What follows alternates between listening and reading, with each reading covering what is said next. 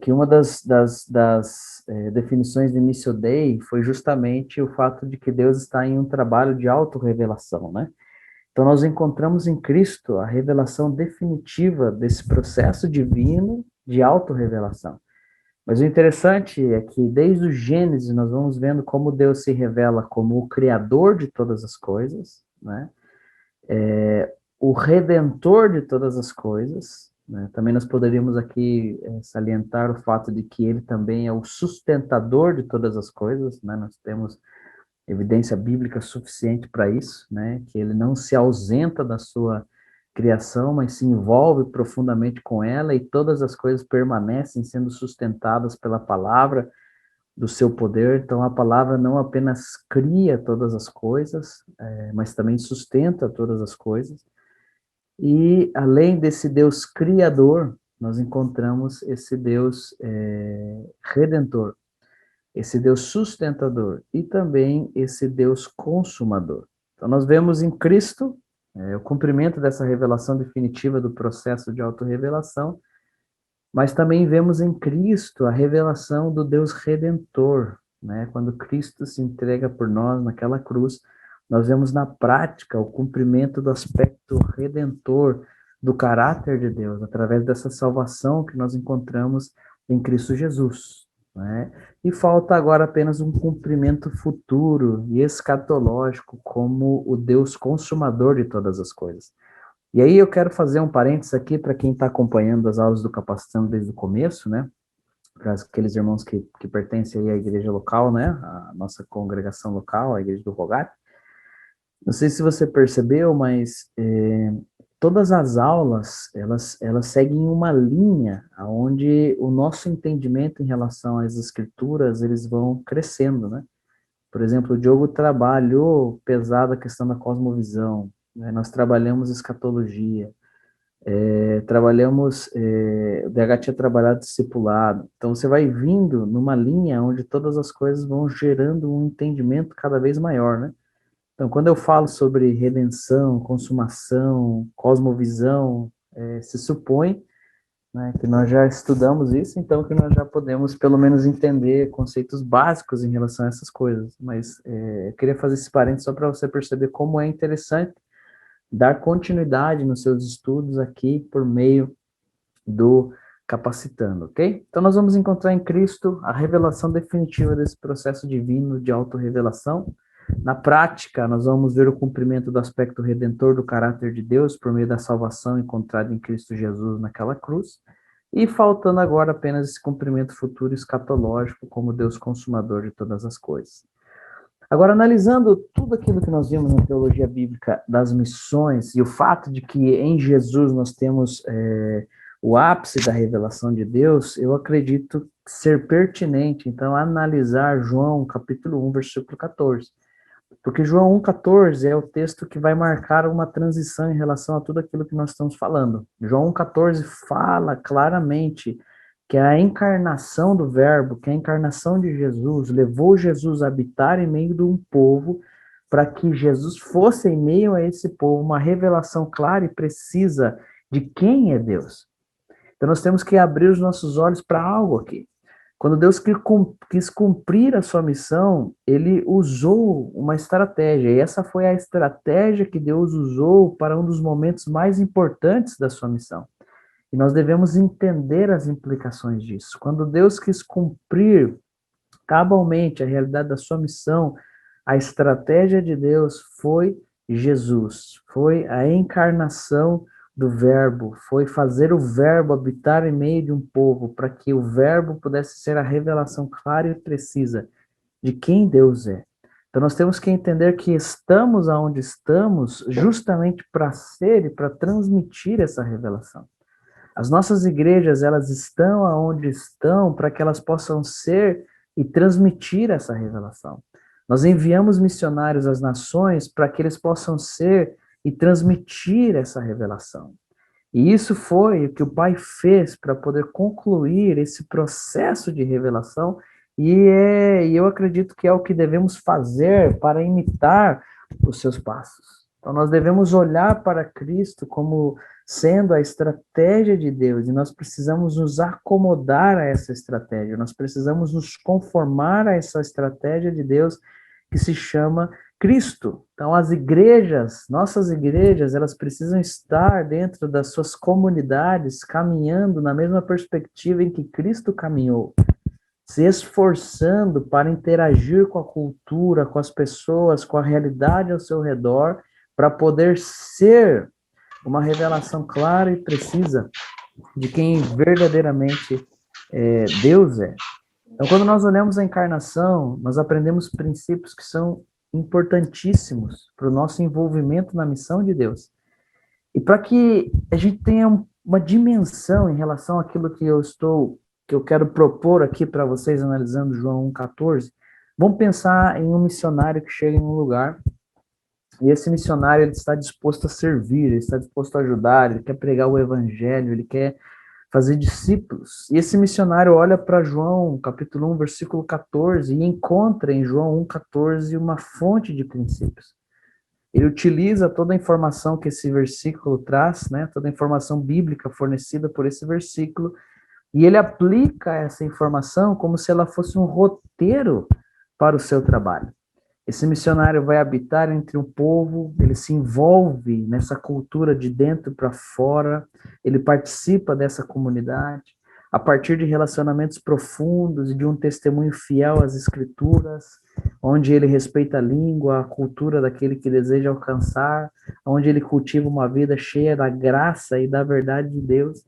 Eu tenho certeza que dessa forma ele vai ser um instrumento para revelar por meio do evangelho quem Deus verdadeiramente é e o Cristo que foi enviado.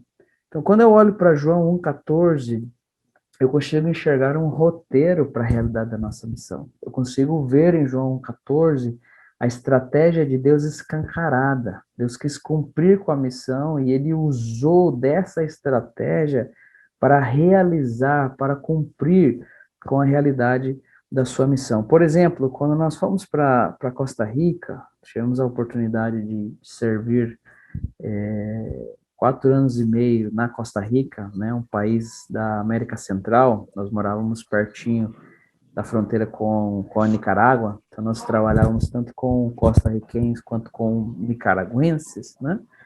Nós utilizamos esse roteiro proposto por João 1,14. E eu quero dizer para você que foi algo realmente muito precioso.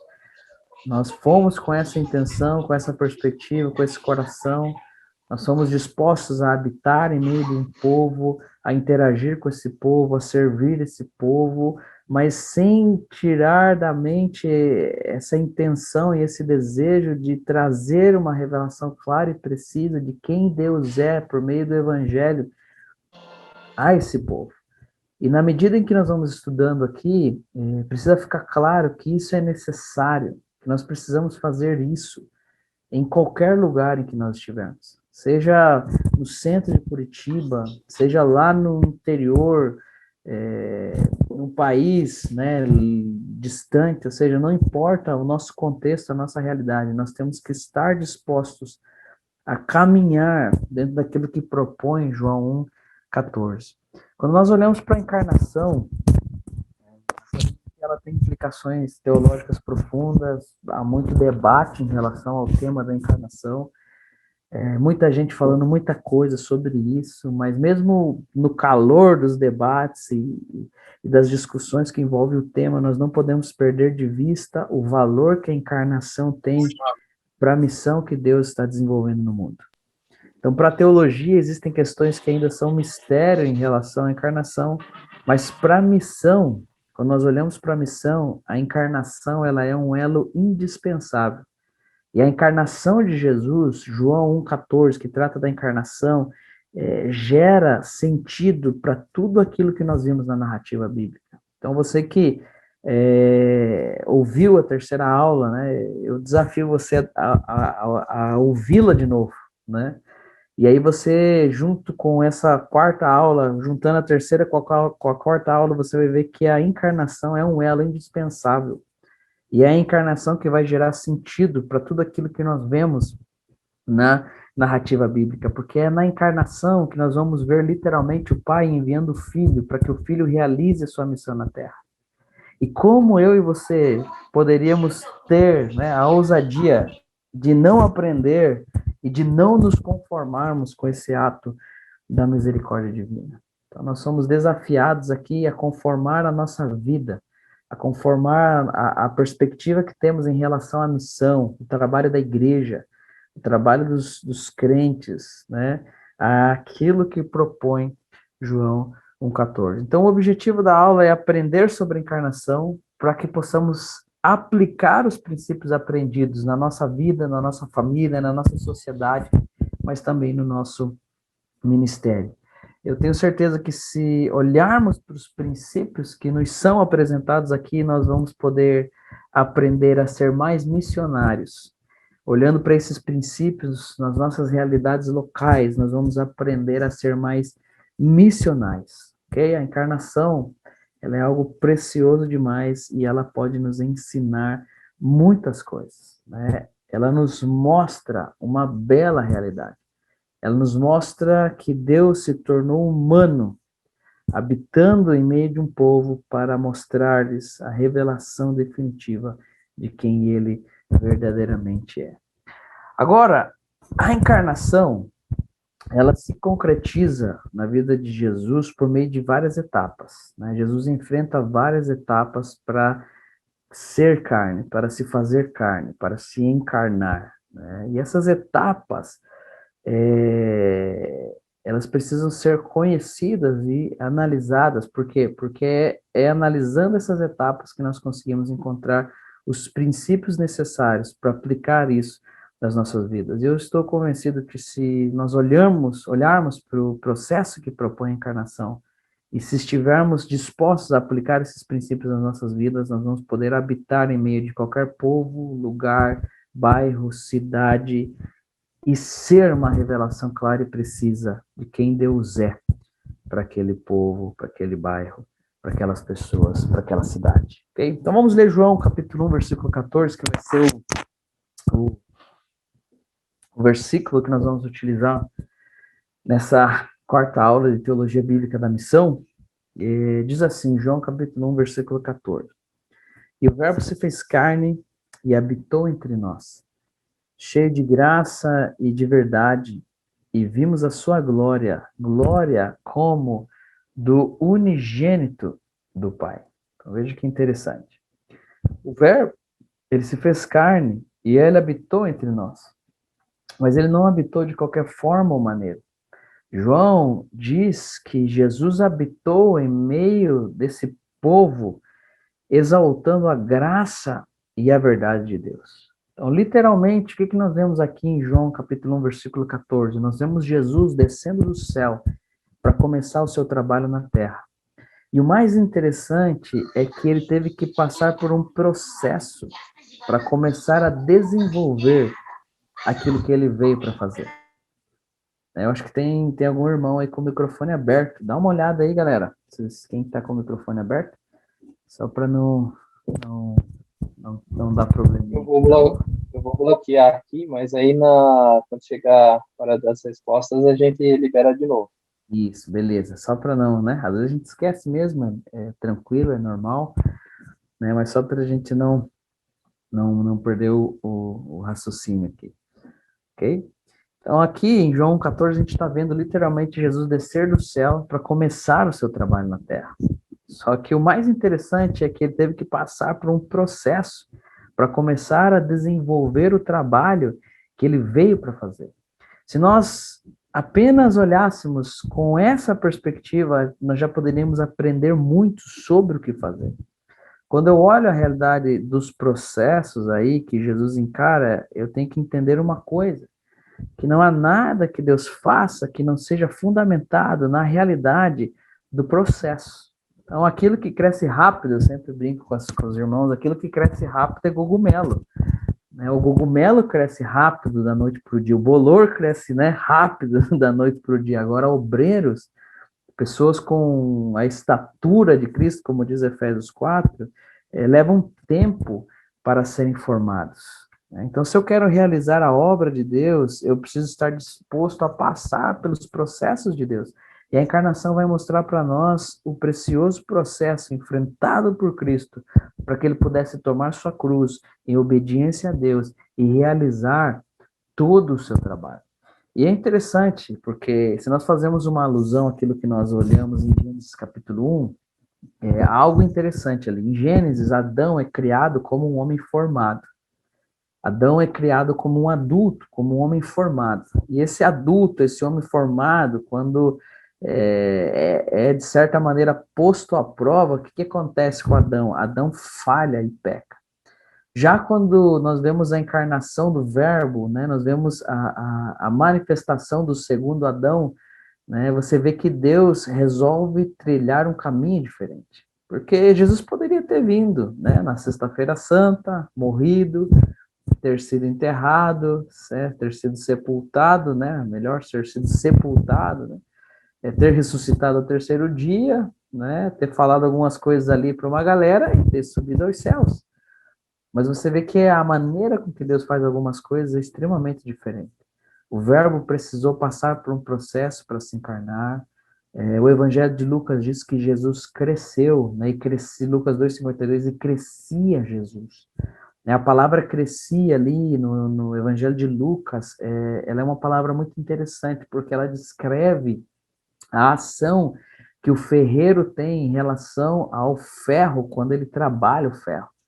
Sabe, quando o ferreiro coloca uma peça de ferro no fogo e ele quer esticar aquela peça, ele põe ela no fogo e quando ele tira do fogo, ela está em brasa, ela está incandescente e ele pega a marreta e bate, esticando. É isso que significa a palavra crescer ali em Lucas 2:52.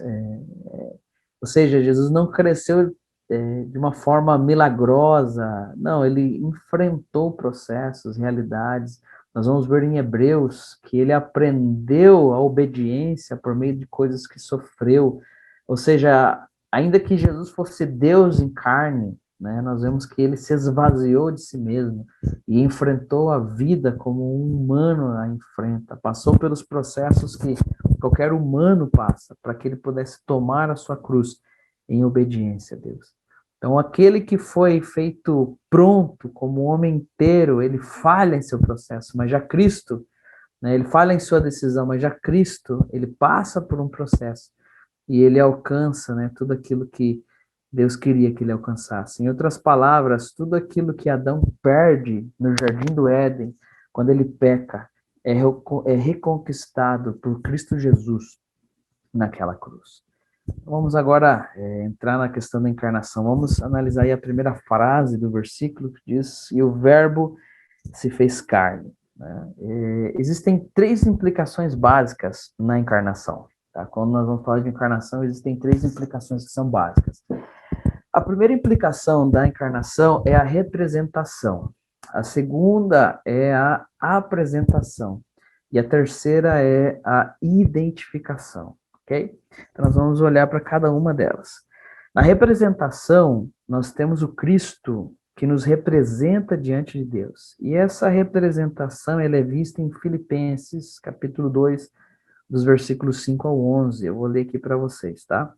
Filipenses 2, 5 diz assim: Tende vós o mesmo sentimento que houve também em Cristo Jesus, pois ele, subsistindo em forma de Deus, não julgou como usurpação o ser igual a Deus.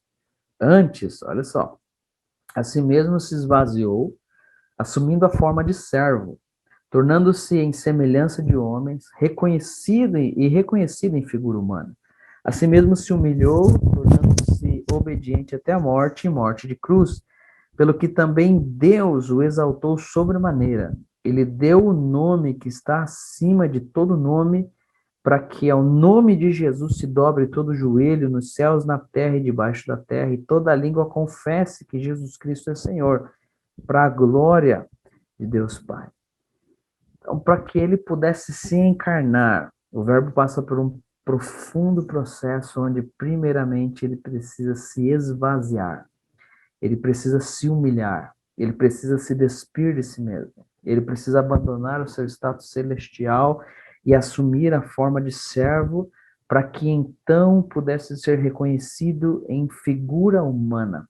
E como homem, se não fosse suficiente toda essa humilhação, e como homem ele deveria ser obediente até a morte, e morte de cruz. E foi justamente dessa maneira, como um homem servo, despojado, humilhado, obediente, que Jesus pôde se transformar em nosso representante diante de Deus. Agora, o interessante é que nós estamos analisando isso para aprender os princípios e aplicar esses princípios para as nossas vidas. Agora, para que nós possamos assumir o nosso lugar como representantes, né? Se lembra que quando o homem, lá em Gênesis, é criado à imagem e semelhança de Deus, aquilo, né, existem várias implicações. Eu deixei para vocês um material para que vocês possam conhecer mais e ler mais a respeito da imagem de Deus. Mas uma das coisas fundamentais dessa imagem é que a partir de agora, o homem, a partir de sua criação, a imagem e semelhança de Deus, o homem se transforma em um representante divino. E para que nós possamos assumir o nosso lugar como representantes divinos, como ministros de Cristo, nós precisamos passar pelo mesmo caminho que Cristo passou.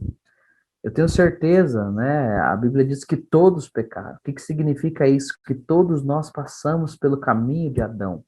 Todos nós trilhamos o caminho de morte, né, que nos foi legado por Adão.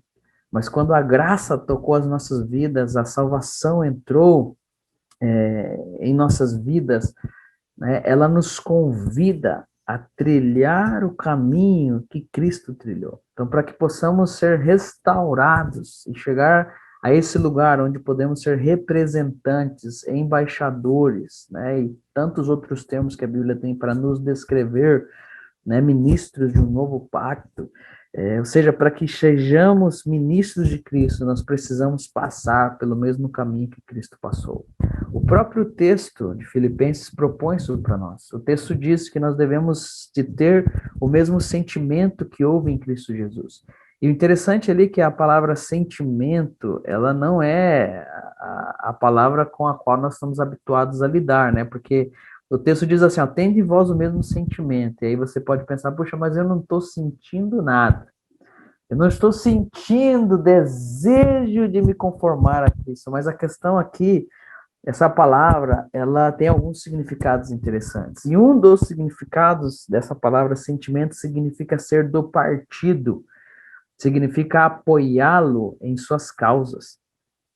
Então nós temos que ser do partido de Cristo, apoiar a Cristo em suas causas, ou seja, nós temos que chamar sobre nós a responsabilidade que Cristo nos deixou, né? Nós temos que caminhar dentro dessa realidade, né? Nós temos que ter o mesmo sentimento, nós temos que partilhar do mesmo ideal, nós temos que partilhar das mesmas intenções, desejos, motivações, né? Cada um de nós precisa estar disposto a ir por esse caminho de renúncia que Cristo foi, a ir por esse caminho de servidão que Cristo foi, a ir por esse caminho de humilhação que Cristo foi.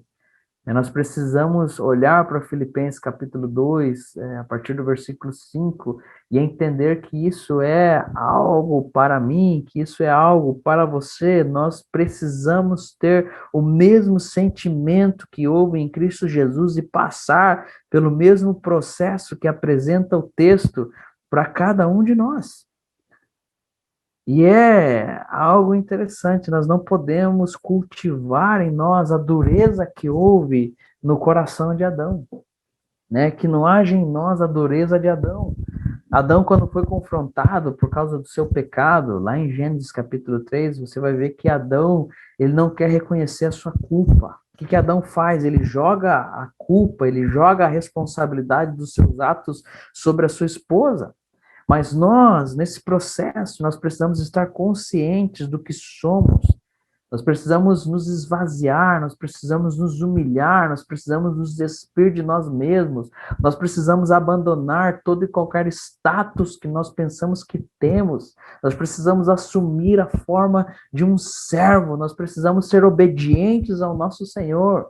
Nós precisamos morrer para nós mesmos, para nossas vontades, para nossos desejos. Nós precisamos estar dispostos a deixar o Senhor a tratar áreas em nossas vidas que precisam ser tratadas. A disposição para a encarnação, ela se manifesta em um profundo compromisso de se esvaziar de si mesmo, né? Em um mundo de pessoas cheias de si, o Evangelho sempre vem com uma proposta diferente, né? Onde nós estamos vendo aí pessoas cada dia mais cheias de si, né? Mais cheias de si mesmo. O Evangelho diz que nós precisamos estar dispostos a nos esvaziar de nós mesmos. Nós temos que estar dispostos a dizer aquilo que disse João Batista. Em João 3,30, João Batista diz: é necessário que ele cresça e que eu diminua. Nós não podemos inverter essa ordem. Infelizmente, o que nós vemos hoje é o contrário. Nós vemos muitos líderes, ministros, nós vemos muitas pessoas dizendo: é necessário que eu cresça, e que Cristo diminua. Nós não podemos inverter essa ordem. Ele precisa continuar crescendo enquanto nós vamos minguando, enquanto nós vamos diminuindo. E para que esse processo seja cada vez mais real nas nossas vidas, nós temos que estar dispostos a abrir mão dos nossos preconceitos. Nós somos pessoas cheias de preconceitos, de ideias pré-estabelecidas, de concepções, diria que são concepções precipitadas, para que possamos então aprender sem as barreiras que vão surgindo de todas essas dificuldades. Se eu e você queremos nos encarnar e habitar em um lugar para ser uma revelação clara e precisa de quem Deus é, nós precisamos fazer isso com o mesmo compromisso que Jesus fez. Nós precisamos fazer isso com essa disposição, nós precisamos fazer isso dispostos a nos esvaziar. Por exemplo, falando aqui de alguém que quer tocar um bairro, uma cidade, uma nação, a observação, o aprendizado e a assimilação de uma cultura, ou até mesmo o processo para entender o bairro, a cidade onde eu trabalho, precisa ser feito dentro dessa realidade. Eu me esforço ao máximo para minimizar os conceitos pré-estabelecidos que estão em mim, para que através de uma melhor compreensão eu possa então me contextualizar, para que sem perder a essência da Escritura eu possa comunicar o Evangelho do nosso Senhor Jesus Cristo. Então, se eu quero tocar um lugar, eu não vou tocar esse lugar sem me fazer carne dentro desse lugar, sem me fazer carne dentro dessa cultura. Eu quero alcançar o Santa Cândida para Jesus, mas se eu não me envolver com o bairro Santa Cândida, eu não vou alcançar o Santa Cândida para Jesus. Eu quero me envolver, eu quero alcançar tal etnia para Jesus. Se eu não me envolver com essa etnia, eu não vou alcançar essa etnia para Jesus.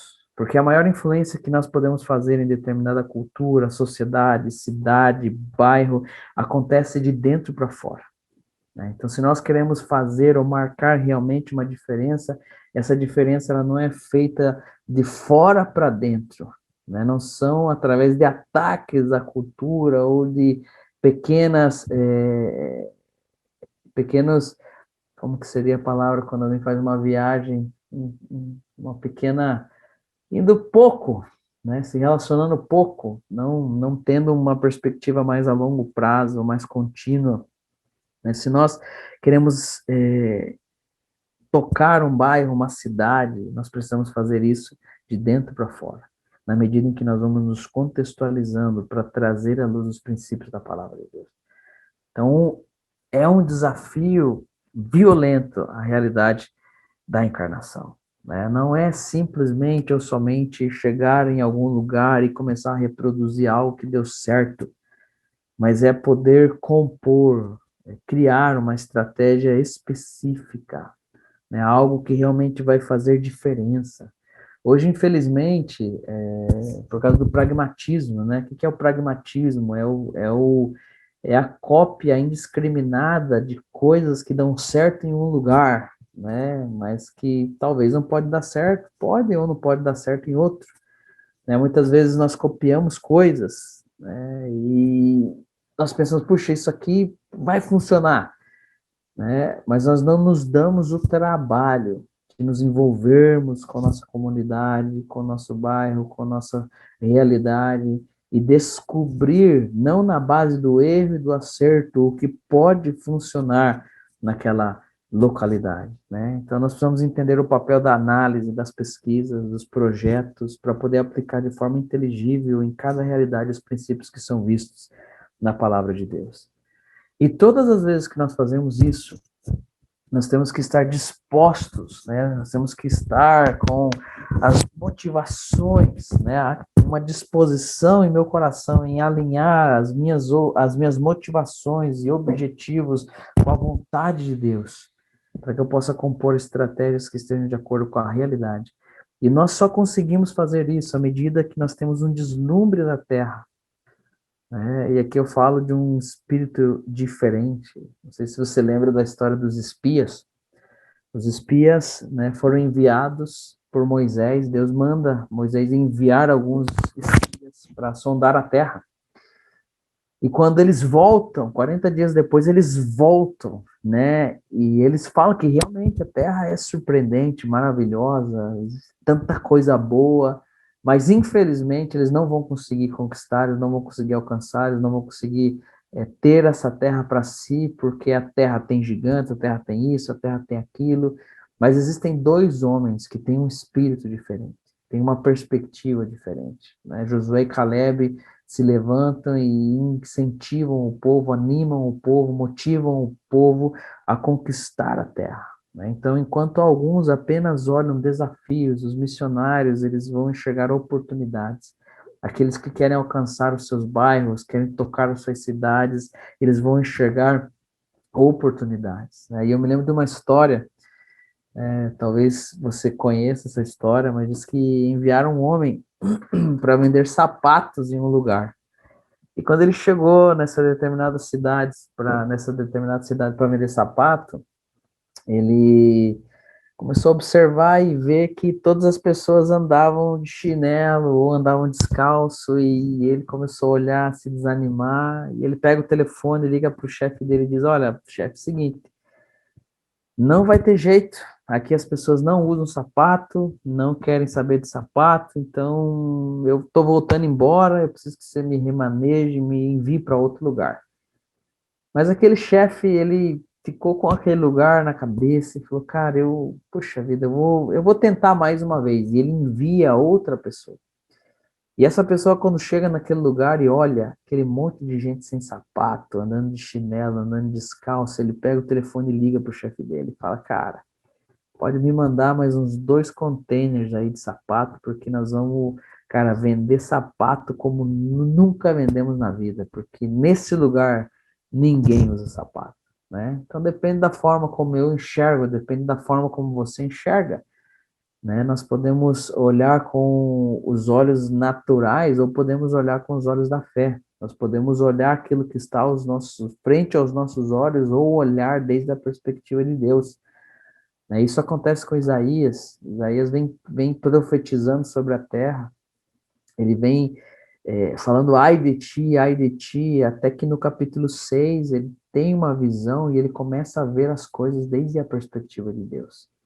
E quando ele começa a ver as coisas desde a perspectiva de Deus, a primeira coisa que ele consegue enxergar é a terra cheia da glória de Deus. Então, quando nós estamos em meio a esses processos, nós precisamos exercitar a forma como nós enxergamos as coisas.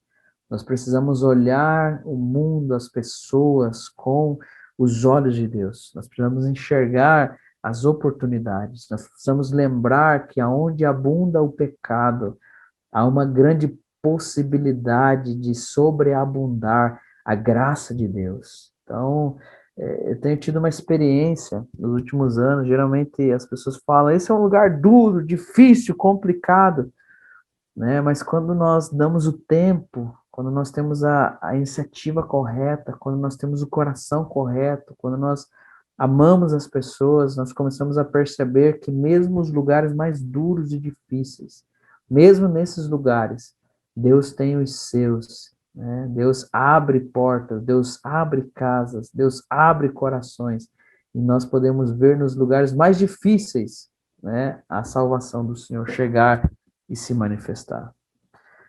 O Mestre Jesus, ele passa por todo esse processo proposto aí em Filipenses 2 para revelar com clareza a Deus. E isso precisa ficar bem claro para nós.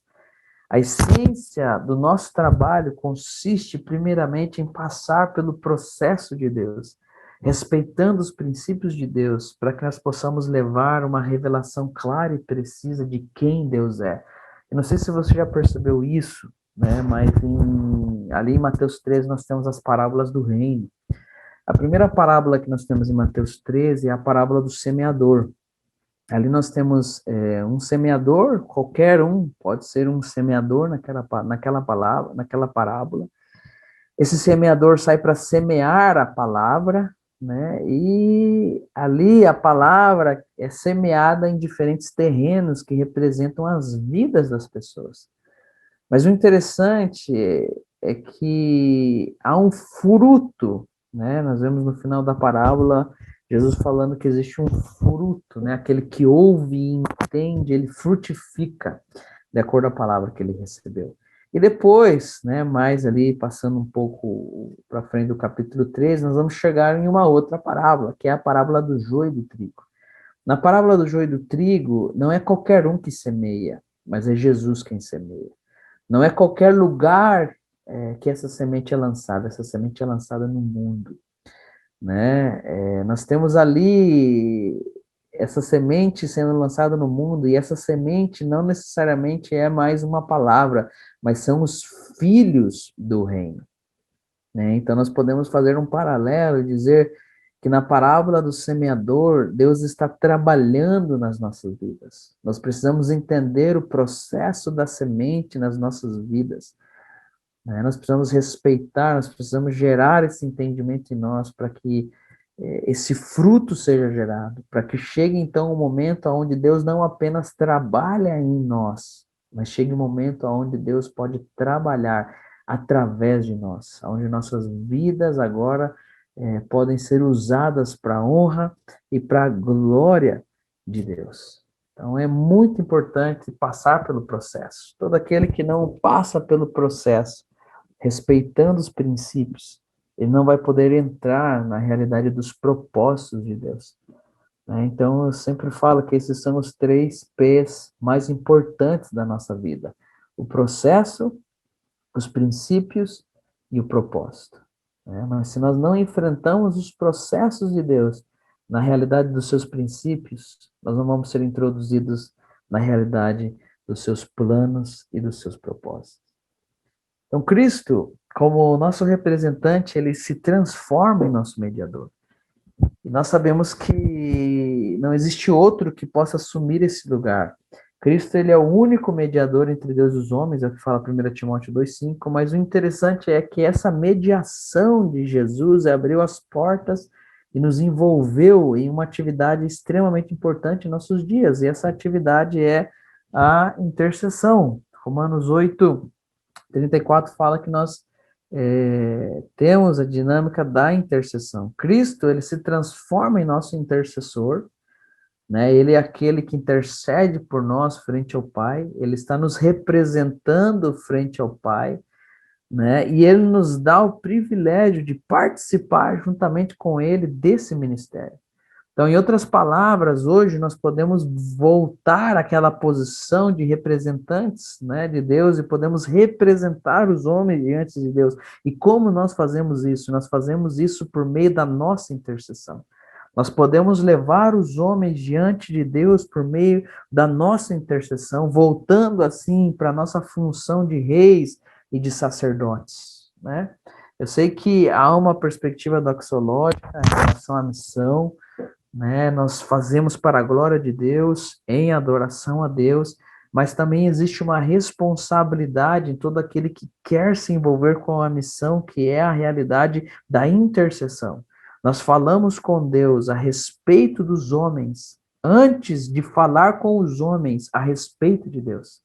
Isso é algo muito importante. tá? Nós falamos com Deus a respeito dos homens, antes de falar com os homens a respeito de Deus. Nós priorizamos o trabalho da oração, por quem ou o que nós queremos alcançar, antes de ter qualquer atitude prática em relação a isso, né? E aí eu quero perguntar, né, para os meus irmãos que me escutam aqui, qual foi, né, o último período de oração tirado pela sua cidade, pela sua congregação, né? Eu lembro daquele livro, O Pecado de Não Orar, né?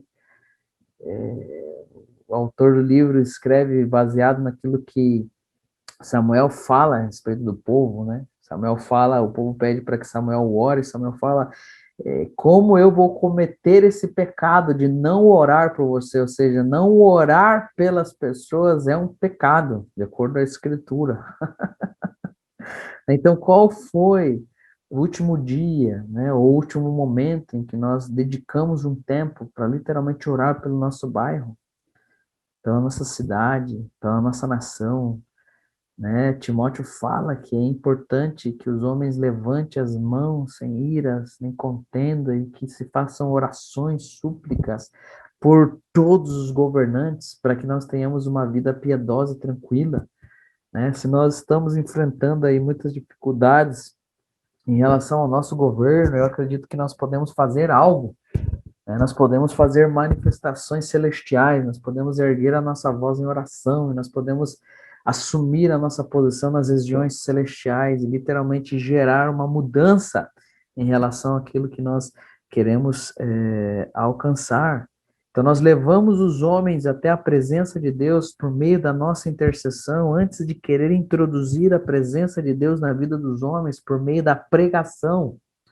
Isso é algo muito importante, né? Nós levamos os homens até a presença de Deus por meio da nossa intercessão, antes de querer introduzir a presença de Deus na vida dos homens por meio da nossa pregação. O que nós vimos aqui nos desafia e mostra para nós uma coisa, que é tempo de trilhar esse caminho que trilhou Cristo, se humilhar, se esvaziar, né? Deixar de lado as estratégias humanas, né? Carnais, e literalmente ir para a presença de Deus, buscando nele o que nós necessitamos para prosseguir. Se as coisas não têm dado certo na minha vida, Deus está me dando uma oportunidade de buscar nele os acertos, né?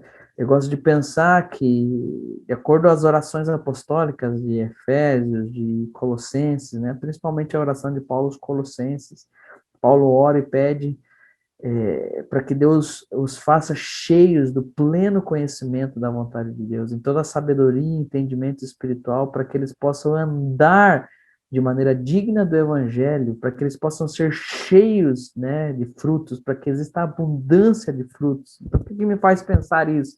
Me faz pensar que dentro do plano e da vontade de Deus já estão os frutos que Deus quer que eu exerça para Ele. Então, o que eu preciso me alinhar, me adequar com essa perspectiva, com essa realidade, para que então eu possa gerar os frutos que Deus quer que eu gere. Eu não acredito que seja a vontade de Deus uma vida seca, sem frutos. Eu sei que há momentos de dificuldade, há tempos de sequidão, mas eu sei que esses tempos terminam e chegam à estação dos frutos, né? Eu me lembro de Cânticos, capítulo 2, quando a Escritura fala que chega um tempo de cantar, né? O tempo de cantar chega um tempo, uma estação onde nós precisamos frutificar, né? João 15 diz que o Pai trabalha em nossas vidas, Ele nos poda, e nos poda com um propósito claro, que é a nossa frutificação, né? E Ele deseja, Ele quer que sejamos cheios de frutos para a sua honra e para a sua glória, né? O próprio Jesus, Ele não confiou nas coisas que tinha, nas coisas que sabia, que conhecia. O próprio Jesus declara em João 5 que Ele não faz nada de si mesmo,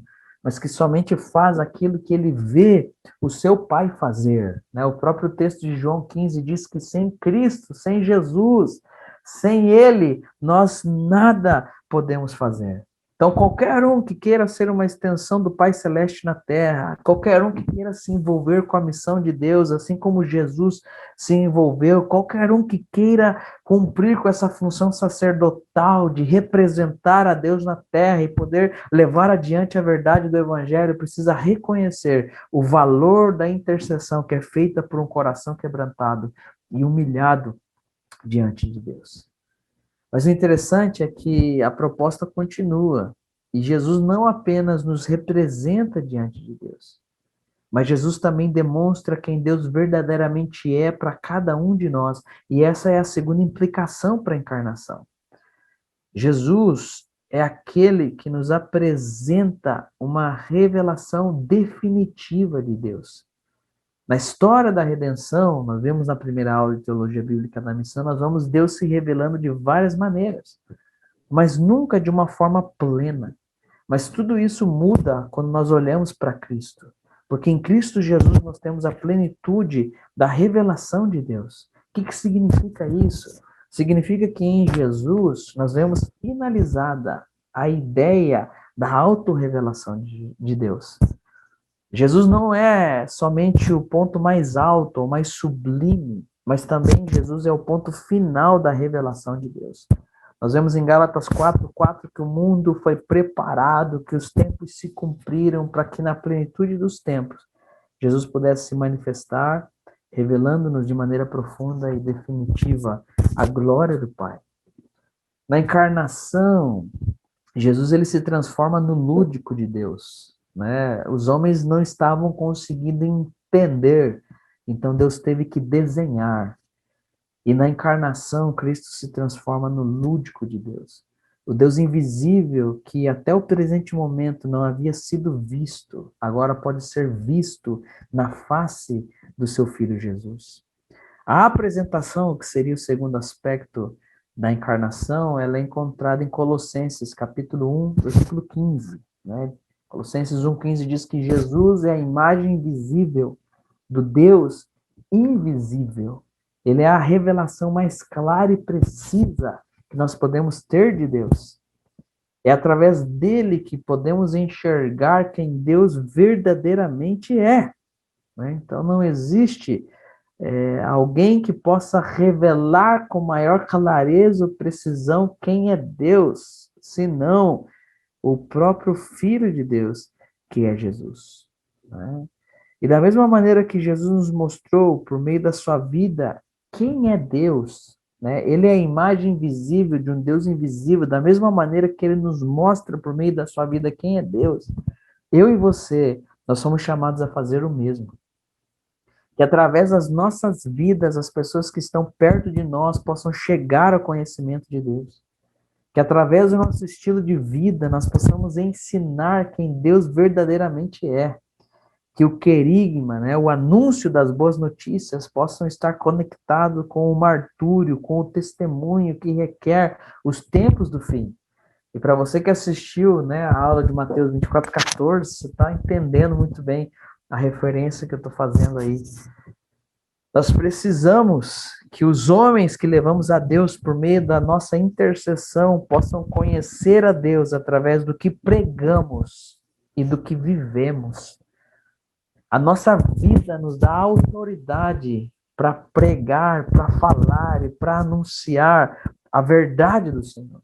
E nós poderíamos ir além e dizer que existe um decreto de Deus sobre as nossas vidas em relação à imagem de Jesus em nós. Romanos 8:29 diz que aos que de antemão conheceu, também os predestinou. E para que esses que foram conhecidos de antemão foram predestinados? Para serem conformes à imagem do seu Filho. Nós fomos predestinados para sermos conformes à imagem de Jesus, a fim de que Jesus seja o primogênito, primeiro, entre muitos irmãos. Então, aquela imagem perdida no Éden é reencontrada de forma prática em Cristo Jesus. Toda tudo aquilo que engloba o fato de que através de nós Deus pode ser conhecido, né? Isso é realidade a partir de Cristo Jesus. Porque essa conformidade à imagem de Jesus, essa conformidade a Jesus em nossas vidas, se as pessoas verem Jesus em nós, essa conformidade à imagem de Jesus vai facilitar o nosso trabalho nos lugares onde nós estamos, vai facilitar o nosso trabalho nos lugares onde nós queremos alcançar. Da mesma forma, a desconformidade com a imagem de Jesus vai atrapalhar todo o trabalho que nós queremos desempenhar. Nós precisamos estar cientes disso. Irmãos, é complicado quando nós queremos alcançar pessoas apenas a partir do culto ou da igreja, né? Nós tratamos bem todo mundo que se achega ao nosso culto, mas quando nós saímos dali, nós somos mal educados, né? Nós não tratamos bem as pessoas, nós não conseguimos falar bem com um garçom, com um atendente, com uma balconista, com um frentista, né? Se eles aparecem na nossa casa, na nossa igreja, com certeza nós vamos tratar eles bem. Mas nós muitas vezes não conseguimos tratar essas pessoas bem nas suas dinâmicas, nas suas realidades, na sociedade. E isso está errado. Porque nós somos, literalmente, essa imagem de Jesus. E nós precisamos revelar esse Jesus. Nós precisamos mostrar esse Jesus. E todas as vezes que nós não conseguimos fazer isso e entramos em desconformidade com a imagem de Jesus, nós estamos atrapalhando o trabalho que nós queremos desempenhar. A igreja em Atos caiu na graça de todo o povo. E eu acredito que uma igreja que é a imagem de Jesus, ela pode cair na graça de todo o povo. E eu quero também fazer, né, uma observação. Eu sei que o fato da igreja cair na graça de todo o povo não significa que todo o povo vai se converter e vai ir para a igreja, né? Nós vemos o registro de Atos que nos diz que as pessoas tinham temor e não queriam se acercar à igreja. Mas por quê? Não porque a igreja era descompromissada, pelo contrário, porque aquela igreja era uma igreja séria, bíblica, e as pessoas sabiam que se envolver ali era literalmente se envolver com Deus. Então elas não podiam brincar com as coisas de Deus. Então nós precisamos entender que assim como Jesus é uma imagem visível do Deus invisível, né, as nossas vidas talvez sejam a única Bíblia que muitas pessoas vão ler. Só que essa abertura que temos através de um bom testemunho serve para quê? Para expor a verdade do Evangelho. Então, aqueles que querem ser e transmitir a revelação especial de Deus que é vista no Evangelho nesses dias, precisam cultivar essas coisas, a intercessão, a pregação, mas jamais desconectado de um testemunho de vida. Então, na encarnação, nós temos o Cristo que nos representa perante o Pai e, ao mesmo tempo, o Cristo que apresenta Deus para nós. Mas parece que ainda falta algo que se completa quando nós entendemos a identificação. E a identificação está presente em Hebreus 4, a partir do versículo 14. Hebreus 4,14 diz assim: Tendo, pois, a Jesus, o Filho de Deus, como grande sumo sacerdote que penetrou os céus, conservemos firmes a nossa confissão, porque não temos um sumo sacerdote que não possa se compadecer das nossas fraquezas. Antes, Antes, foi ele tentado em todas as coisas, a nossa semelhança, mas sem pecado. Acheguemo-nos, portanto, confiadamente junto ao trono da graça, a fim de recebermos misericórdia e acharmos graça para socorro em ocasião oportuna. O que nós aprendemos aqui em Hebreus? É que Jesus não é apenas o nosso representante diante de Deus ou a forma mais precisa de como Deus é. Sem sombra de dúvida, ele está envolvido com a nossa humanidade. Além de nos representar, de nos apresentar, ele está envolvido com a dinâmica humana. Ele é alguém que sabe o que passamos, o que sentimos. Jesus é alguém que verdadeiramente conhece quem nós somos. Ele é um sumo sacerdote que pode se compadecer de nós, porque conhece de primeira mão qual é a nossa realidade. Isso é algo fantástico, irmãos. Quantas igrejas querem alcançar comunidades e nem sequer têm o trabalho de conhecer as comunidades que querem alcançar? Quantas pessoas querem se envolver em questões transculturais, mas não se dão ao trabalho nem de ter algum tipo de percepção em relação ao trabalho que querem desenvolver, né? Quando nós olhamos para Jesus, sendo alguém que pode literalmente se compadecer de nós, porque conhece a nossa realidade em primeira mão, isso nos leva a um desafio violento, né? Eu, como pastor, preciso entender qual é a realidade do meu bairro, da minha cidade, do meu estado, para então poder, em primeira mão, me compadecer e poder ser uma resposta para todos os desafios que envolvem, né, o lugar onde eu estou. Cristo Jesus conhece a nossa realidade e verdadeiramente pode se identificar conosco, pois em tudo foi tentado, mas sem pecado ele venceu. Cada parte da encarnação, se você for perceber aí, irmão, ela demanda uma atitude nossa. Nós precisamos cultivar esse sentimento, nos esvaziarmos, assumirmos a forma de servos para representar os homens diante de Deus. Da mesma maneira, nós devemos ser exemplos dignos de ser imitados, que possam apresentar com clareza quem Deus verdadeiramente é. Mas não podemos fazer isso se não estamos cheios de compaixão, ao ponto de nos identificarmos com o próximo, podendo nos doar para cada um deles. Então veja que interessante.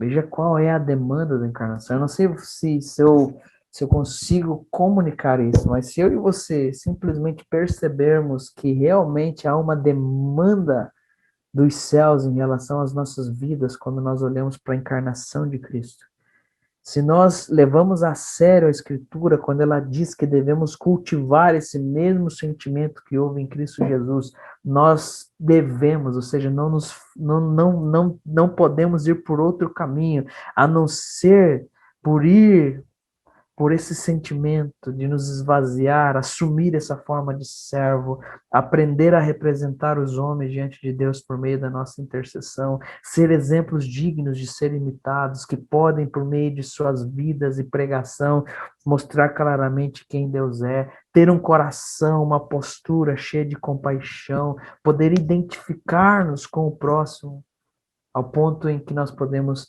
nos doar para eles. Aqueles que querem ser uma revelação clara e precisa de quem Deus é para essa geração. Aqueles que querem fazer diferença nessa geração. Aqueles que querem ter igrejas que façam diferença nessa geração. Eles precisam criar pontos de identificação com as pessoas que desejam alcançar. A compaixão e a misericórdia, elas nos transformam em pessoas mais acessíveis. Nós somos mais acessíveis quando nós estamos cheios da compaixão e da misericórdia de Deus. As pessoas, irmãos, elas se aproximam de gente com a qual elas se identificam. Talvez esse seja um grande problema da nossa geração. As pessoas já não conseguem mais se identificar conosco. As pessoas até têm uma mensagem legal, uma boa pregação, uma boa organização, mas eles não estão conseguindo mais criar pontos de identificação. E isso tem atrasado o nosso trabalho, né, como igreja, o nosso trabalho como denominação, o nosso trabalho como irmãos em Cristo, né, aquilo que nós precisamos fazer referente à grande comissão e o serviço à sociedade. Então Jesus, ele passa por todo esse processo de encarnação, e isso acontece para quê? Por que Jesus passa por esse processo de encarnação? Para que ele possa habitar entre nós. Então a minha igreja, nós precisamos passar por esse processo de encarnação, para que nós possamos habitar, para que nós possamos ser realmente um lugar diferente para as pessoas ao nosso redor. A habitação, né, diz que o verbo se fez carne e habitou entre nós. Essa palavra habitou, ela traz a ideia de fixar o tabernáculo. Jesus, ele tabernaculou, em outras palavras, ele fixou sua tenda, sua morada, a sua habitação foi estabelecida entre os homens. E aqui a questão não é apenas a existência temporária do ministério terreno de Jesus, né? Não é só dizer que Jesus habitou por aquele curto período de tempo, né, em que ele viveu sobre a terra, esses 33 anos. Mas quando fala que Jesus habitou, está dizendo, está se referindo a um lugar onde Deus pode ser encontrado. Um lugar onde Deus pode ser encontrado. Literalmente, Jesus era um tabernáculo ambulante. Jesus era literalmente uma verdadeira tenda do encontro. E esse é o desafio de Deus para nós, irmãos. Nós precisamos ser um tabernáculo ambulante. Eu preciso ser uma verdadeira tenda do encontro. Aonde eu estiver, as pessoas têm que ter essa graça de poder encontrar o Senhor através de mim. Olha que coisa fantástica. Mas isso só é possível se eu entendo todo o processo da encarnação, se eu me esvazio, se eu passo por esse processo. Se eu passo por esse processo, literalmente, eu vou poder ser um verdadeiro lugar de encontro. E vocês viram, né, eu dediquei um bom tempo da outra aula para falar do desejo de Deus em habitar em meio ao seu povo. E nós vemos isso de Gênesis Apocalipse, Deus revelando o desejo de fixar a habitação, não apenas de forma temporária, mas contínua entre os homens. Deus quer habitar entre os homens, né? E isso se manifesta de forma gloriosa na pessoa de Jesus, e será consumado no fim dos tempos com a descida da nova Jerusalém, nos novos céus e na nova terra. E há algo interessante aqui, na habitação de Jesus, quando Jesus, que é o verbo que se fez carne, vem habitar entre os homens, algo nós aprendemos por meio disso. Deus, a partir da encarnação de Jesus, ele deixa de habitar por meio de coisas, símbolos e sombras, para começar a habitar através de uma pessoa. E nós temos os cumprimentos da nova aliança que se referem à vinda do Espírito Santo, ao fato de que todos nós que cremos em Cristo Jesus bebemos e somos batizados em um mesmo Espírito, um Espírito que nos regenera, um Espírito que nos dá nova vida, um Espírito que nos convence do pecado, da justiça, do juízo, um Espírito que nos instrui em toda a verdade, um Espírito que gera temor em nosso coração, um Espírito que ministra as nossas vidas. Todos nós nos transformamos em templo, em morada do Espírito Santo de Deus. Se há algo no qual nós devemos nos dedicar, é justamente em poder transmitir o conhecimento de Deus. Quando nós olhamos para a habitação, vemos que Jesus é o tabernáculo no qual Deus pode ser encontrado. E nós precisamos ser esse tipo de pessoa. Eu preciso ser alguém que possa mostrar o meu Senhor a outros, que outros possam encontrar o meu Senhor em mim. As nossas igrejas precisam estar profundamente enraizadas nisso. Nós precisamos ser pontos de encontro. Nós precisamos nos lembrar da palavra de Jesus no Evangelho de João, quando diz que os céus estão abertos, que há uma conexão celestial entre céu e terra, que há algo que pode suceder. Nós precisamos, né, caminhar nessa dinâmica, nessa realidade. Tudo o que façamos esteja fundamentado nesse princípio de transmitir o conhecimento do Deus verdadeiro. E depois de todo esse processo da encarnação, Jesus ele vem habitar entre nós com a intenção clara de ser esse lugar onde Deus pode ser encontrado. E quando as pessoas começam a ver a Deus em Jesus, aquilo que pode ser visto é a realidade da graça e da verdade de Deus. A Escritura diz que o Verbo se fez carne e habitou entre nós. E como é que ele habita entre nós? Cheio de graça e de verdade. E isso é fantástico, irmão, porque Jesus, como como sendo o Deus que se fez carne, poderia ter revelado qualquer um dos atributos de Deus. Eles poderiam ter dito: o Verbo se fez carne, habitou entre nós, cheio de onipotência e sabedoria, cheio de onisciência e poder. Mas não. O que Jesus fez questão de revelar ao homem foi a graça e a verdade de Deus. E como é que essas pessoas descobriram isso? Elas descobriram isso através do investimento de Jesus. Foi recebendo o investimento de Jesus que todos puderam perceber em sua vida a realidade da graça e da verdade de Deus. Jesus, ele agiu com graça.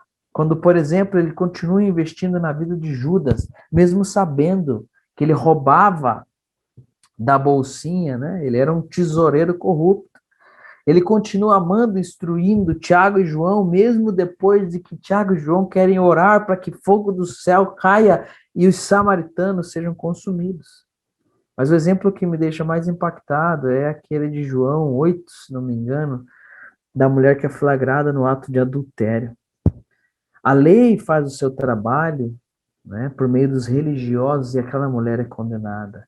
Ela é levada até Jesus.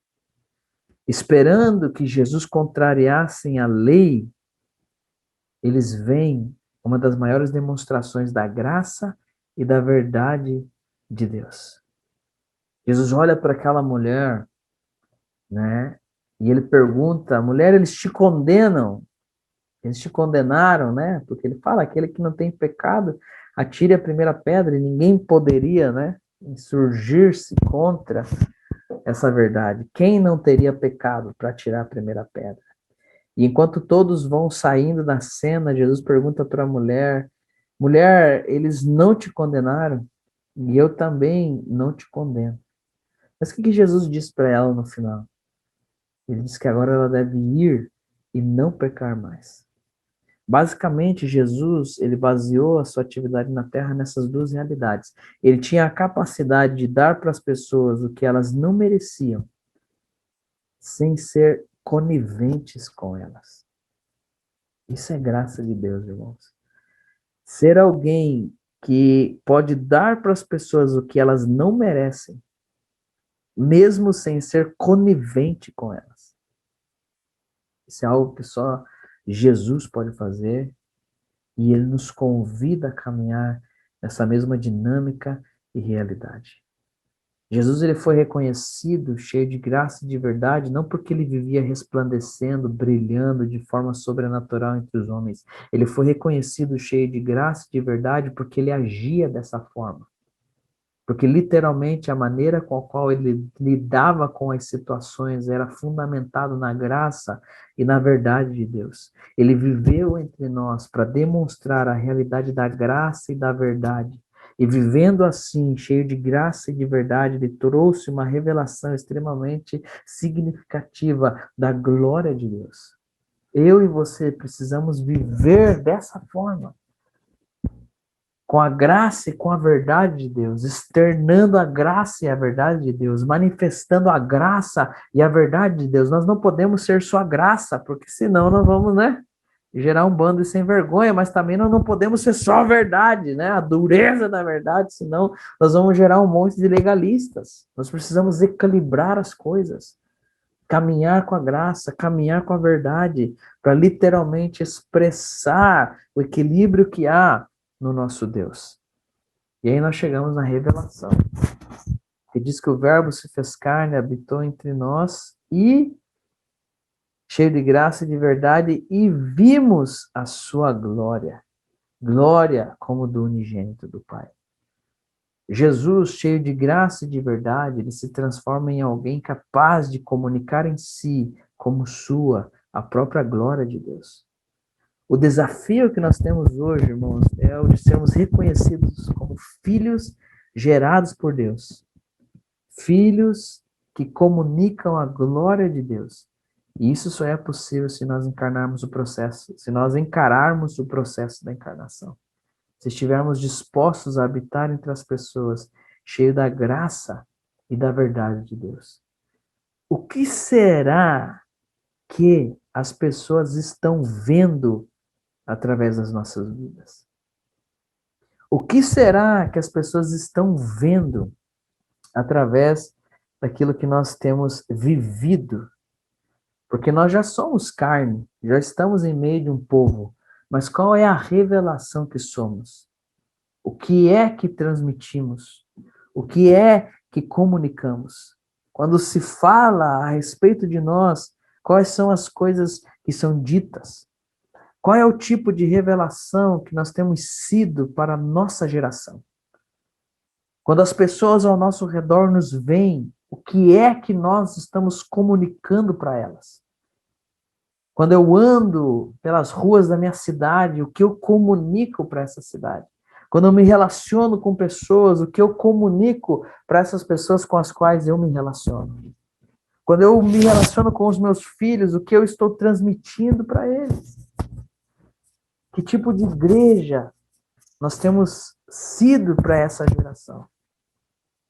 Quando as pessoas vêm e participam da nossa vida comunitária, o que é que elas aprendem? Veja o desafio que nós temos e veja como João 1,14 faz sentido para nós nos dias em que nós estamos vivendo. Nós estamos aqui, eu e você estamos vivos. Nós estamos nas nossas dinâmicas e realidade. Eu estou aqui em Curitiba, sei que você está aí em São Paulo, em Londrina, cara, está no interior do Paraná, está numa cidade grande, outros numa cidade pequena, alguns com desafios transculturais, mas a grande questão é que nós já estamos aqui, já habitamos em meio de um povo, já fazemos parte de uma dinâmica, de uma realidade, e o que é que nós estamos transmitindo para eles? É a graça e a verdade de Deus ou apenas preconceito e condenação? O que é que transmitimos para essa geração? Eu queria fazer um exercício aqui para a gente terminar. Eu queria que você pegasse João 14 e que você mudasse a palavra verbo para o seu nome. Então, em vez de dizer que o verbo se fez carne, eu gostaria que você colocasse o seu nome e que você lesse esse versículo com o seu nome, né? E o William se fez carne e habitou entre nós. E o vimos, né? Será que nós podemos dizer cheio de graça e de verdade ou talvez cheio de rancor e vaidade? O William se fez carne e habitou entre nós e o vimos cheio de religiosidade e legalismo. Porque o que precisa ficar claro é que algo nós estamos comunicando, algo nós estamos revelando. Nós só precisamos descobrir o que é. O que nós estamos revelando? Será que é preconceito e condenação, fofoca, murmuração? Ou realmente nós podemos dizer que é a graça e a verdade de Deus? Isso foi o que Jesus fez. Ele se fez carne, ele habitou em meio de um povo, fez isso cheio de graça e de verdade. E a partir disso, as pessoas viram a sua glória, a glória de um filho de Deus. A glória que precisa carregar um filho de Deus. Quando as pessoas nos descrevem, quais são as palavras que elas usam? Aí vem, né, o complicado, o chato. Quais são as palavras que as pessoas usam para nos descrever, né?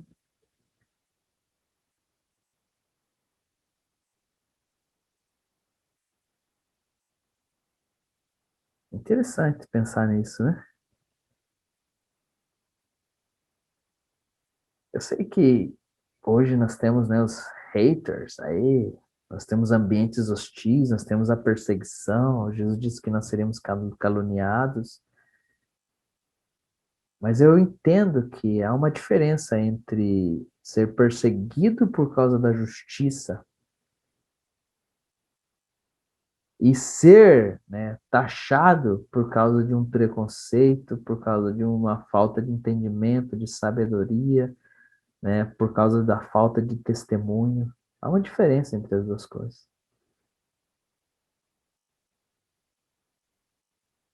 A perseguição por causa da justiça é preciosa. Mas quando, infelizmente, o mundo está constatando a nossa realidade, isso é um baita de um problema para nós. Então, o nosso desafio hoje, literalmente, é passar por esse processo. É olhar para nós, para as nossas igrejas, para os nossos trabalhos, para os nossos projetos. Estarmos dispostos a caminhar pelo processo que a encarnação propõe, para que sejamos cheios de graça e verdade. Para que, então, as pessoas possam ver a glória de Deus. Para que as pessoas possam olhar, possam observar, possam contemplar o que é verdadeiramente um filho de Deus, né? E desejar ter aquilo que nós temos. E desejar receber aquilo que nós recebemos. E eu acredito que apenas homens e mulheres que se encarnem, que possam habitar, possam viver cheios de graça e de verdade, vão poder ser, no meio dessa geração, uma revelação clara de quem Deus é. Eu não sei você, mas em nome de Jesus, nós estamos aí com as vacinas, né? Nós estamos vacinando, nós estamos caminhando, e eu acredito que daqui a um tempo as coisas já começam a melhorar. E muitas pessoas estão dizendo que agora as pessoas vão ser mais exclusivistas, mais egoístas, elas vão ser ainda mais voltadas a si. Em certo sentido, eu acredito que sim, mas eu também queria mencionar algo aqui. Eu também acredito que as pessoas vão sair desse tempo sedentas de relacionamentos. Relacionamentos profundos, verdadeiros, relacionamentos reais. As pessoas estão cansadas, né, de não poder ter interação, calor humano. E eu acredito que aí é onde nós, como igreja, vamos ter uma oportunidade violenta de poder se fazer carne em meio a essas realidades, esses relacionamentos, e poder comunicar algo que é real, que nós experimentamos, que nós vivemos, que nós apreciamos, que nós temos, que é o nosso Senhor. Então eu acredito que vem aí uma oportunidade violenta para a igreja poder evangelizar de forma efetiva essa relação, essa geração. Mas isso só vai ser possível a partir de relacionamentos e a partir de uma vida real. É vida na vida.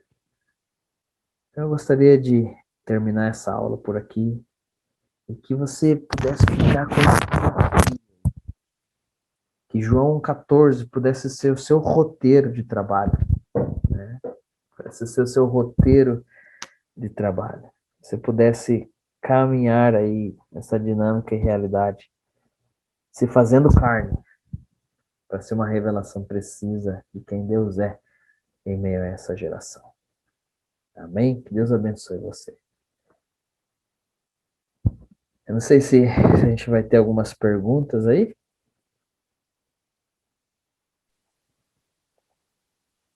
William, por enquanto ainda não surgiu nenhuma, mas o pessoal que está aí com o áudio, eu vou liberar aqui. E aí, se você tiver, você pode fazer a sua também ao vivo. Beleza, galera.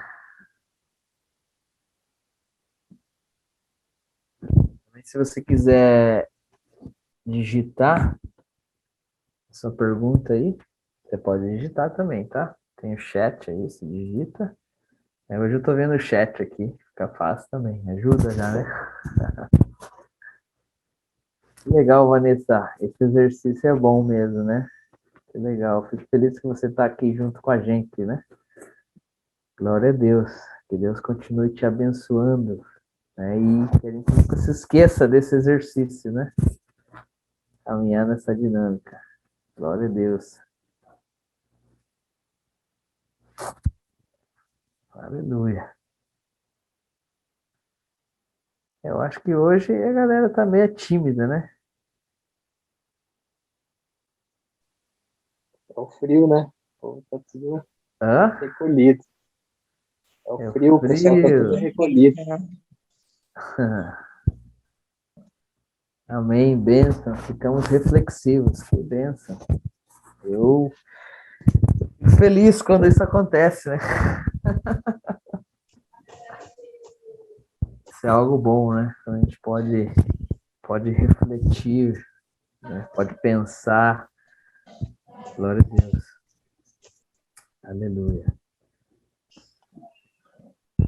Acho que isso né? Vocês vão ter aí os slides da aula, né? Aí vocês vão ficar com o conteúdo.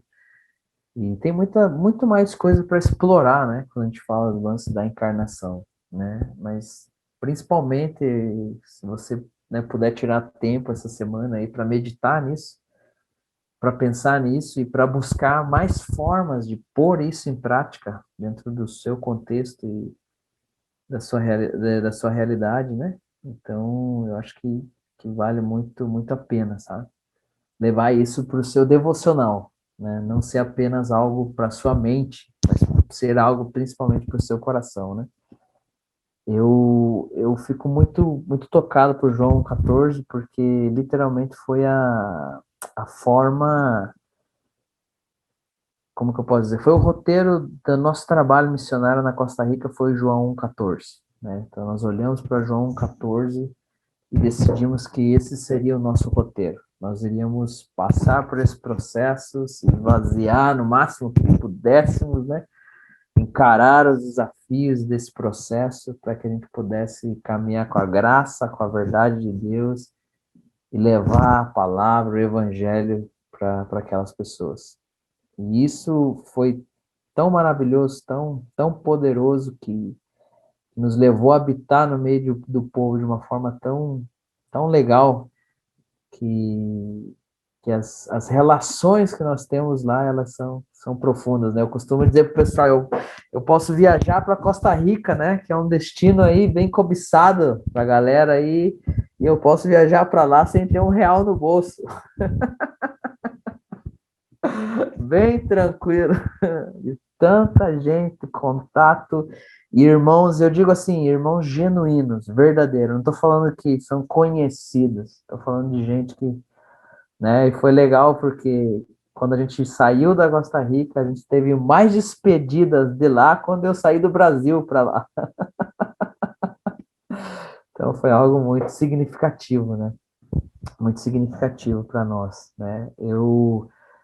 Teve um outro testemunho também, eu vou contar para vocês, né? Eu comecei lá a pesquisar, eu sei que existem algumas coisas na capital bem boas em relação a missões. Aí tinha um mestrado de missões que eu queria fazer, né? Aí eu comecei a pesquisar e eles me aceitariam no mestrado, mas era na capital. E aí ficaria bem complicado porque eu morava bem longe, né? Eu morava no interior do interior. E aí, infelizmente, pela logística, eu não pude fazer, né? E aí eu falei, poxa, cara, eu queria tanto fazer isso, aproveitar isso, mas acabou que não deu. E aí a gente continuou trabalhando, se envolvendo com a comunidade, né? E a gente se envolveu com a comunidade a tal ponto, né, que eles não têm assim, vereadores, né, eles têm síndicos, e em cada povoado tem sua associação de moradores e os seus comitês. Então, o comitê com a associação de moradores representa o povoado frente à prefeitura, digamos assim, né? E aí eles criar um comitê, né? A gente queria criar um comitê solidário, porque esse comitê solidário tinha o intuito de poder estar pendente das necessidades das pessoas na comunidade, né? E aí quando a gente foi criar o comitê solidário, né? Eu estava na reunião, não é igreja, tá? Nada a ver com igreja, não tem nada a ver com igreja, com crente, as pessoas do povoado. E aí quando a gente estava nessa reunião para criar esse comitê, né, com o povoado em si, né, chegou o momento de escolher o presidente do comitê, né? Aí tá todo mundo tal. Quem vai ser o presidente? Aí todo mundo, de forma unânime, não, o William tem que ser o presidente. Eu falei, cara, mas como é que eu vou ser o presidente de um comitê de vocês não são estrangeiros? Não sei, não importa. Você tem que ser o presidente do comitê. Então, para você entender mais ou menos a dinâmica, né? E aí, um tempo depois, a gente trabalhou na confecção lá de um parque, né? A gente, junto com uma outra pessoa, de uma ONG chamada Corpo de Paz, dos Estados Unidos, a gente trabalhou para essa comunidade que eu morava lá, esse povoado não tinha parquinho para as crianças. E aí a gente trabalhou para construir um parquinho. Né? E aí a gente construiu o parquinho, trabalhou, fazendo calçada, isso, aquilo, e, né, bater massa, aquela coisa gostosa, assim, né? Aí beleza, aí chegou o dia da inauguração do parquinho, né? Aí quando chegou a inauguração do parquinho, eles chamaram, né? Chamaram a gente lá, os voluntários, né? E aí cada voluntário que trabalhou na comunidade ali, eles deram um certificado. Eles deram um certificado e nesse certificado, né, tava escrito assim, um voluntário extraordinário. Né? E aí a comunidade agradecendo o trabalho e o serviço prestado, né? Então, quando eu peguei esse certificado da comunidade em si, Deus falou no meu coração, tá aí, ó. Esse é o teu diploma de mestrado em missiologia. Esse é o teu mestrado.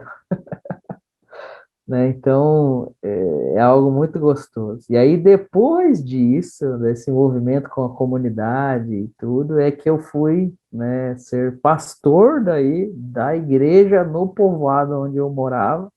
E aí nós começamos um trabalho de revitalização na igreja do povoado, né? Foi um dos trabalhos que nós desenvolvemos lá também.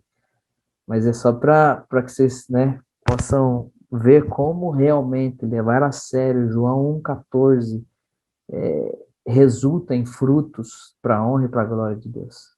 E eu estou contando essas coisas para vocês, não, né, quem me conhece sabe que eu custa que eu fale alguma coisa nesse sentido, mas eu tenho que falar para justamente exaltar o que João 1,14, quando entendido e aplicado, pode fazer. Né? Na realidade da igreja local, de uma comunidade, de um bairro, de um projeto. Isso é revolucionador. Revolucionou a minha vida, a vida da minha família, e eu tenho certeza que pode também ajudar e revolucionar a sua vida. Né? Então, por isso que sempre quando eu falo de missiologia, eu tento encaixar João 1,14, porque é um elo dentro da realidade da missão de Deus. Deus, para cumprir a sua missão, utilizou essa estratégia. E se nós queremos cumprir com a missão de Deus, nós precisamos utilizar essa estratégia também. Nós nunca vamos alcançar os lugares nos quais nós não nos envolvemos. De alguma forma e maneira nós precisamos nos envolver. E se queremos alcançar de forma profunda e intensa, o nosso envolvimento precisa ser profundo e intenso. Tá? Então eu espero que, em nome de Jesus, você possa ser desafiado aí nessa noite, por meio dessa palavra. E glória a Deus, né, pelo que o Senhor tem feito aqui nas nossas vidas, glória a Deus pelo capacitando. Tá? Eu vi que não tem perguntas ali, né, eu já me delonguei bastante. Então vamos orar para encerrar, né? E aí fechar esse tempo. Eu não sei, Diogo, se você tem alguma coisa aí para dizer. Não, é isso mesmo. Glória a Deus. Glória a Deus, né? Amém. Pai, muito obrigado por esse tempo aqui. Obrigado pela tua palavra, que alimenta a nossa alma. Obrigado porque a gente pode ir para um lado mais técnico, aprender conceitos, citações, mas também nós podemos ir para um lado mais prático e aprender a como realmente fazer na prática. Eu oro para que o teu Espírito ilumine a mente e o coração dos meus irmãos, para que eles possam compreender a dimensão daquilo que foi ensinado, Deus. Eu oro para que o teu Espírito corrija no coração, talvez a minha falta, a minha dificuldade em se expressar, Que o teu Espírito corrija isso, para que essa mensagem não seja despercebida ou caia por terra sem ser considerada profundamente, Deus. Que em nome de Jesus, a partir dessa noite, desse tempo, nós possamos considerar isso de forma profunda e experimentar isso de uma maneira assim que nunca experimentamos em nossas vidas, Pai. É o que eu te peço em nome de Jesus. E que a partir disso eu oro, Deus, e peço que outros irmãos possam se envolver profundamente com suas realidades, com suas comunidades, com suas cidades e se transformar nessa revelação de quem Deus é para aqueles que eles querem alcançar, Senhor. Eu oro em nome de Jesus, Pai. Amém e amém.